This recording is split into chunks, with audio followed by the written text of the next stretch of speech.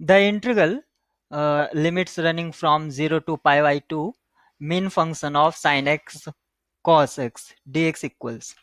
तो यहाँ पर इस ये जो फंक्शन दिया गया है जिसको हम मिन फंक्शन कह रहे हैं यानी कि minimum function of sine x cos x, और जो एक्स वेरी कर रहा है वो 0 से पाई बाई 2 पर कर रहा है। तो यहाँ पर इसका इंटीग्रल क्या होगा ये हमें फाइंड आउट करना है। तो इसके इंटीग्रल को देखने के लिए सबसे पहले हमें यहाँ पर जो ये इंटीग्रांड फंक्शन दिया गया है, ये जो हमें दिया गया है इंटीग्रांड फंक्शन, तो इंटीग्रांड फंक्शन का हम ये देख लेते हैं कि आखिर मिन फंक्शन यहाँ पर क्या है। मिन of sine x comma cos x. तो सबसे पहले हम इसको ऑब्जर्व करेंगे और उसके ऑब्जर्वेशन के बाद ही हम इसको बताएंगे। तो सबसे पहले जो हमें यहाँ पर साइन और कोस दे रखा है उसका हम ग्राफ देख लेते हैं।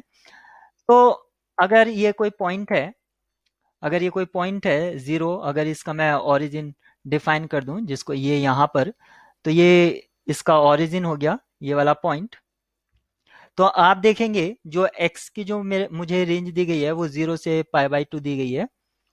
तो यहाँ पर ये 0 है मेरा और ये मेरा यहाँ पर पाई बाई 2 है। आप यहाँ पर ये देख सकते हैं, यहाँ पर ये 0 और पाई बाई 2।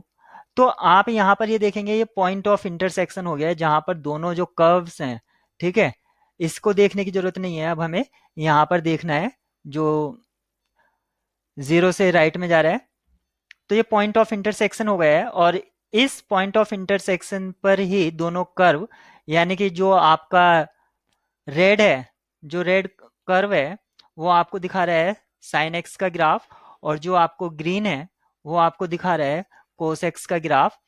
और इसके डोमेन तो आपको पता ही है एक्स का डोमेन क्या है, यानी कि एक्स कहाँ से बिलोंग कर रहा है।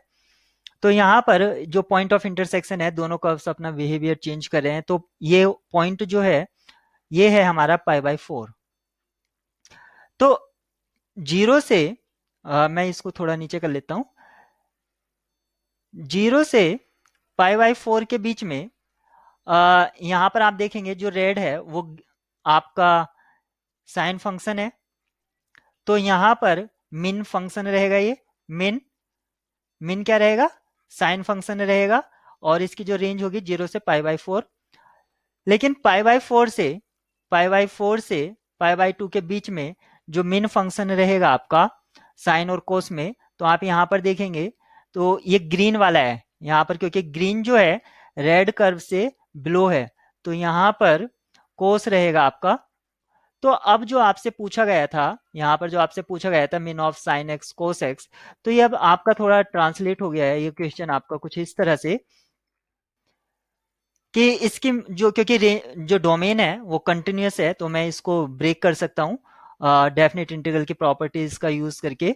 यानी कि जो आपकी जो रेंज थी 0 से पाई बाई 2, इसको मैं इस तरह से ब्रेक कर देता हूँ 0 से पाई बाई 4 और पाई बाई 4 से मैं पाई बाई 2 ले लेता हूँ यहाँ पर। तो ये आपकी रेंज हो गई है। तो इस तरह से मैंने इसको ब्रेक कर दिया है, या इसको भी यहाँ पे इंक्लूड कर सकते हैं ऐसे क्योंकि यहाँ पर डेफिनिट है। तो अब जो आपका इंटीग्रेशन है वो आपका कुछ इस तरह से हो गया है 0 से पाई बाई 2 और min function of sine x comma cos x d x, ये आपका एक तरह से ट्रांसफॉर्म हो गया है इस फॉर्मेट में 0 से पाई बाई 4। और मेन फंक्शन 0 से पाई बाई 4 के बीच में क्या था, हमारा साइन था। तो sine x d x plus pi by 4 से पाई बाई 2, यहाँ पर जो मेन फंक्शन था आप यहाँ पर देख सकते हैं। मैं इसको कलर चेंज कर लेता हूँ, ये जो आपका है जिसको मैंने अभी ब्लू से किया, यहाँ पर जो मेन फंक्शन है पाई बाई 4 से पाई बाई 2 पर वो कोस एक्स है, कोस एक्स डी एक्स। अब सिर्फ मुझको इसको इंटीग्रेट करना है। तो साइन एक्स का जो इंटीग्रेशन होता है वो माइनस ऑफ कोस एक्स, और इसकी जो लिमिट होगी वो क्या होगी 0 से pi by 4 plus cos x का जो इंटीग्रेशन होता है वो साइन एक्स, और इसकी लिमिट पाई बाई 4 से पाई बाई 2। बस मुझे इसमें लिमिट पुट करना है और लिमिट पुट करते ही मुझको इसका आंसर मिल जाएगा।